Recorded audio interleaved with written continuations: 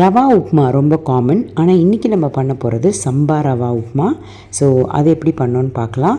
அதுக்கு ஃபஸ்ட்டு நான் 4லேருந்து 5 பச்சை மிளகாவை வெட்டிக்கிட்டேன். அதுக்கப்புறம் 2 வெங்காயம் தேவைப்படும். ஸோ அதையும் நம்ம நறுக்கிக்கலாம். அதுக்கப்புறமா நம்ம ஒரு குக்கரில் தான் இதை செய்ய போகிறோம். ஏன்னா சம்பா ரவா வந்து ரவா மாதிரி அவ்வளோ ஈஸியாக அது வேகாது. ஸோ அதனால் குக்கரில் பண்ணால் ஃபாஸ்ட்டாக பண்ணிடலாம். ஸோ நான் ஃபஸ்ட்டு ஒரு குக்கரை ஹீட் பண்ணிக்கலாம். அதில் 2 ஸ்பூன் போல் எண்ணெய் ஊற்றிக்கோங்க. அதுக்கப்புறம் கொஞ்சமாக கடுகு, அதுக்கப்புறம் கொஞ்சம் உளுந்து, அப்புறம் டேஸ்ட்டுக்காக கடலைப்பருப்பு நீங்கள் ஆட் பண்ணிக்கோங்க. இதோட நம்ம வெட்டி வச்ச பச்சை மிளகாவை சேர்த்துக்கலாம்.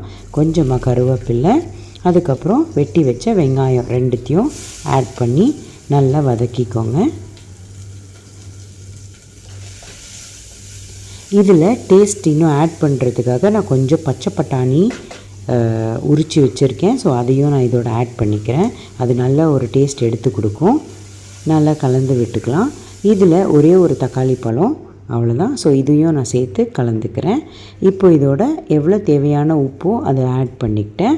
அதுக்கப்புறம் 1/2 ஸ்பூன் மிளகாத்தூள், 1/2 ஸ்பூன் தனியாத்தூள், அதுக்கப்புறம் பெருங்காயம், அதுக்கப்புறம் ஒரு 1/2 ஸ்பூன் போல் மஞ்சள், இது எல்லாத்தையுமே ஆட் பண்ணிக்கலாம். என்னோடய மிளகாத்தூளில் வந்து 1:1 மிளகாத்தூளும் தனியாத்தூளும் ஆட் பண்ணியிருக்கேன். அதனால் நான் ஒரே ஸ்பூனில் போட்டுட்டேன். ஸோ நீங்கள் வந்து காரம் மல்லி 2மே வச்சுருந்திங்கன்னா நீங்கள் அதுக்கேற்ற மாதிரி போட்டுருங்க. இதுதான் நம்மளோட அளவு டம்ளரு. இதில் தான் சம்பா ரவாவை நான் எடுத்திருக்கேன். அதையும் நான் இதில் சேர்த்துக்கிட்டேன். இப்போ இந்த 1 கப்பு சம்பா ரவாவுக்கு அதே கப் அளவுக்கு நம்ம 5 டம்ளர் தண்ணி ஊற்ற போகிறோம். ஃபஸ்ட்டு 4 டம்ளர் வந்து தண்ணி தான் ஆட் பண்ணுறேன். அதுக்கப்புறமா 1 டம்ளர் போல் பால், இதுதான் நம்ம ஆட் பண்ணோம். இதுதான் நம்மளோட சீக்ரெட் இன்க்ரீடியண்ட். இதில் தான் நம்ம நம்மளோட டேஸ்ட்டும் ஃப்ளேவரும் எக்ஸ்ட்ராவாக ஆட் ஆகும். ஸோ இப்போ நம்ம எல்லாமே ஆட் பண்ணியாச்சு. லாஸ்ட்டாக கொத்தமல்லியும் ஆட் பண்ணிவிட்டு இப்போ நம்ம விசில் வச்சிடலாம். இது வந்து ஒரு 3 விசில் ஹையில் வச்சு ஒரு 2 மினிட்ஸ் மட்டும் சிம்மில் வச்சுட்டு அதுக்கப்புறம் நீங்கள் ஆஃப் பண்ணிடலாம் குக்கரை.